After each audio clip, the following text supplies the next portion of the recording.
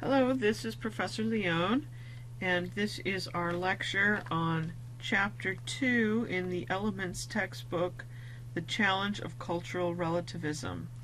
I will assume that you have read and understood this chapter prior to our discussion on Monday, at which time we will talk about sexual ethics and alcohol and rape.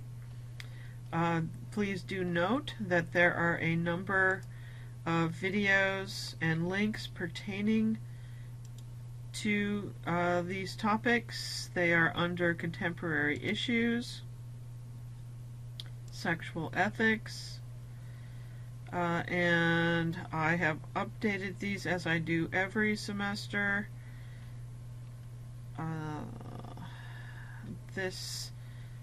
Here the new ones are at the bottom. I'll move those to the top. I am uploading new information to the recent rape case of Brock Turner at Stanford, and that will be one of the subjects we're talking about. We will also talk about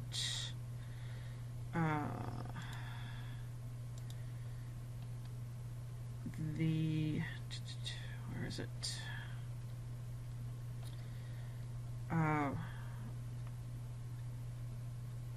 Women of India. Let's see if I can find it. Oh, here we go. The group of women that are called, I have forgotten their name, but we will be talking, because we are talking about cultural relativity, we will be talking about the cases of rape in India, and also this Australian case where a man was excused from raping a woman because of the culture he immigrated from. Alright, so do take a look at some of these links. I'll go through them and edit them. Sadly, there are a lot of cases to look at in the topic of rape, so I will look through those and edit those for us. Alright, that said, you can also visit the philosophical instruction videos. I have these links do work, even if it's looking all crazy. You can follow the link at the bottom. Please note that there are some videos that are very good on cultural relativism. There's part A, B, and C, and these three videos are also very good on cultural relativism if you are finding it difficult to follow. Okay. So for today's reading, we are looking at the challenge of cultural relativism. I also do have the reading notes if you're having trouble as well. Alright, so cultural relativism is a belief that different cultures have different moral codes. We have discussed, I believe already, the Eskimos that commit infanticide in order to keep the numbers of children at a manageable level. This is in this chapter, and so they can't support the number of children that they bear. So this particular Eskimo woman had killed 10 of them at birth. As is often the case when there is infanticide as a cultural norm, a higher percentage of female children are killed instead of the males, as there's more of a need for the male children than the female. And as you can see here in this discussion, it is at the parent's discretion. There's no regulation or anything of this. Most of us would find that this is unacceptable. We might call it backwards or primitive, and there has historically been many times when Western civilizations have encountered other cultures and have labeled the culture primitive, when really it's just different. I mean, the American Indians, Native Americans, are a great example of Northern Europeans using cultural judgment as perhaps a justification, but perhaps in earnest, to oppress indigenous populations. So because of this, we have developed a kind of relativism where it seems like a good idea to say, well, you know, you can't judge other cultures. They have their norms, and they're okay, and we're okay. So there is no correct or incorrect judgment on a cultural norm.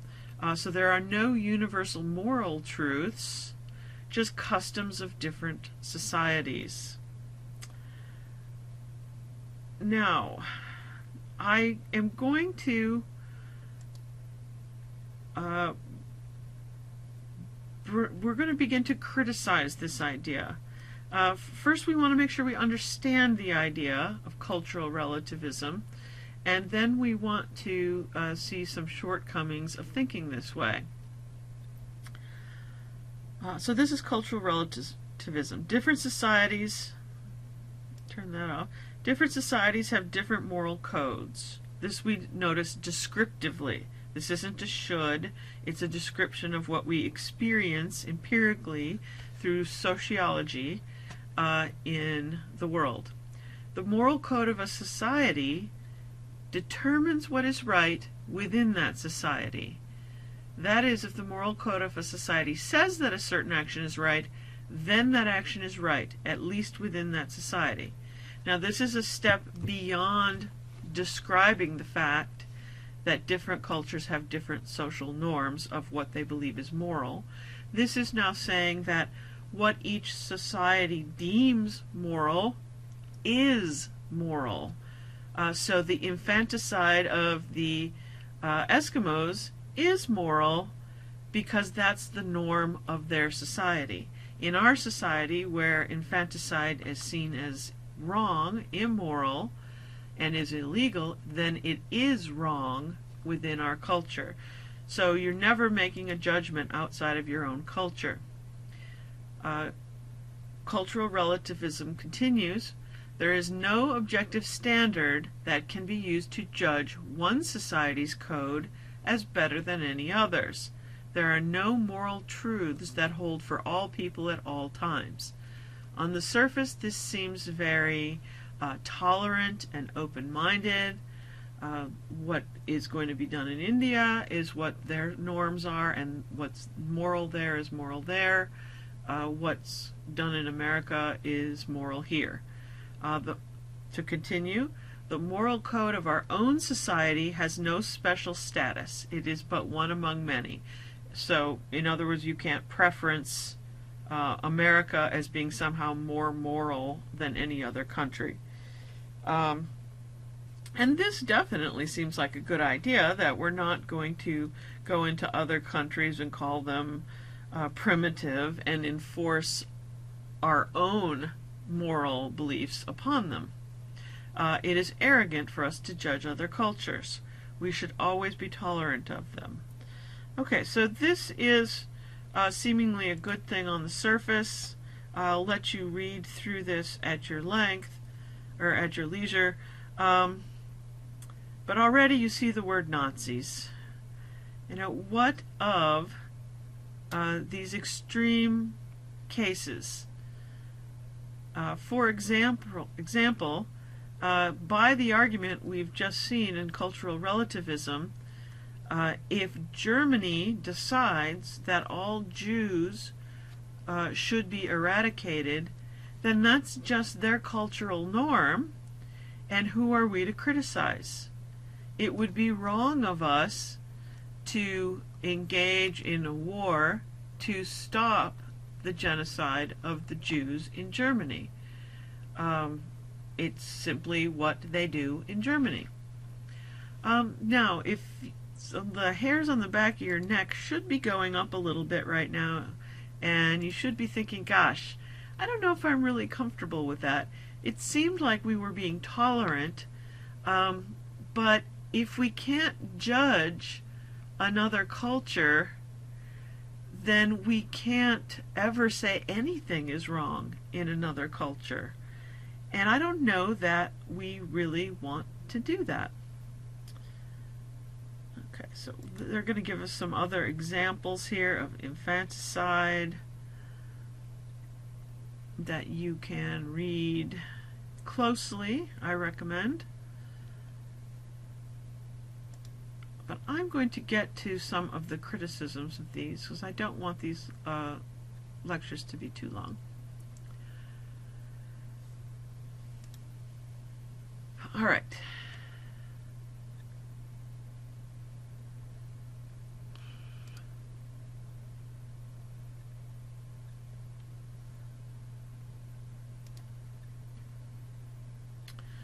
These are some of the problems that occur if we accept a cultural relativism in our ethics. The first one, and this doesn't seem so terrible, maybe not some of the time, but gosh, what about those Nazis? If we accept cultural relativism, we can no longer say that the customs of other societies are morally inferior to our own. It's just different. So the genocide of Jewish people is just different. Again, that something feels wrong there. I may not be able to express rationally yet what's wrong there, but something feels wrong. The second criticism, we can no longer criticize the code of our own society. Now, this is an unforeseen consequence of cultural relativism. If the norms of any culture determine what is good, what is moral, then we wind up with a situation where whatever our culture, our own culture, says is moral, it is by definition good. So we could wind up in a situation where, say, something like slavery, at one point in time, that was the cultural norm of America. Slavery was okay. It was moral. Anyone who criticized it didn't really have Facebook, get off my screen. Didn't really have any grounds to criticize because it is what's moral. So you can't change the cultural norms of a society if cultural relativism is the case. All right, so let's think about that implication. You can't ever change anything, even in your own culture. And we really ought to be able to change sometimes our understanding of what is moral. It has to have some air in it to move. All right, the idea, so what follows from 2 is 3. The idea of moral progress is called into doubt because then you can't ever change anything. Let's see what else we have here. All right, so these are the major criticisms of cultural relativism. So now the passage goes on to consider some other criticisms of moral cultural relativism. Some people say that Well, there's so much difference. There's so much disagreement. People say in India they do things so much more different than we do here. But really, 2.5 here calls into question, how different is it really? How different are people really? We may be stylistically different. We may dress different, eat different. We may have some different gender roles, but we are still all human beings. And perhaps we have much more in common than we have different. I'm going to let you read through that. And in fact, when we look closely, we find that some values are shared by all cultures. We find this in our the differences in our faiths. There are more things in common than there are different. For example, most of us are probably going to say, gee, I really don't want to be waterboarded. And I think maybe if you're Chinese, Indian, whatever, note to self, turn off Facebook. If you're Indian, Chinese, whatever, there are some things that are in common that we're going to find are cross-cultural. So what we're trying to do when we think about cultural relativism is we're asking ourselves, yeah, there might be some differences between cultures, but aren't there perhaps some values that we find universal to everyone? And that's what we're looking for when we start making our universal claims, or claims to things being universally, universal moral, maybe not rules, but we're trying to find our way towards that. So there's a general point here, namely that there are some moral rules that all societies must embrace, because those rules are necessary for society to exist. This is what we're going to think about. Most cultures have rules against lying, stealing, murder, and so there might be some common ground that we can begin to make our ethical understanding of. So when we're going to say that somebody else's or our own cultural practice is undesirable, we need to think about what criteria, what judgment criteria are we going to cite? What principles can we find that go cross-cultural? This section 2.7 talks about the practice of female circumcision in some countries, where women's entire genitalia are removed. Now, our culture certainly finds that unacceptable. But can we make a case to say that it is wrong in every culture? And if so, what are the parameters of that claim? So we have to begin to think about that. And I'm going to press you to begin to think about that. All right. So, is there a culture-independent standard of right and wrong? That's what we're looking for, and how we can justify this. And then our text talks a little bit about how this is very uncomfortable for us. We think we're being tolerant and open-minded when we say that we can't judge other cultures, and to a certain point that's true. However, we do wind up with the roads to the gas chambers being paved by that tolerance. And we need to really consider when we're being tolerant and when we're just sticking our heads in the sand and saying, well, it's beyond my scope to think about. We need to criticize both our own culture and the cultures of others. And sometimes we need to reach out to other cultures to help. Now, how do we do that in a way that's not, what's the word I want, imperial and colonizing? That's, again, the charge that comes to us. All right, so we will talk about this chapter on Monday, as well as the chapters on sexual ethics, and do make a point of watching the videos. I will expect that you have watched at least the videos on India, Australia, and the most recent rape case in America at Stanford. All right, thank you very much. I will talk to you on Monday. Email me with any questions.